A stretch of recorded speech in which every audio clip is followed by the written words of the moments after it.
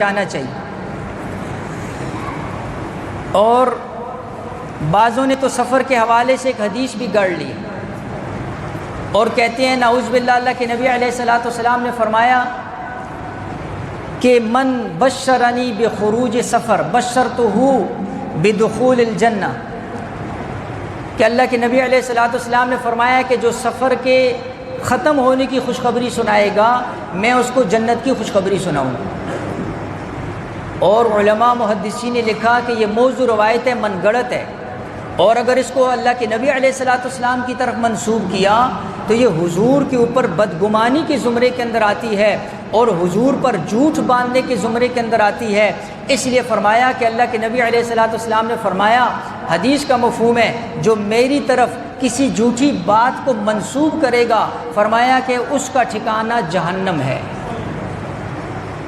اس لیے ایسی باتوں کو آگے جو ہے دوسروں تک اور اس کو حدیث سمجھنا، اس کی بھی اصلاح ہونی چاہیے، یہ اس پر سخت جو ہے نا وہ وعید ہے۔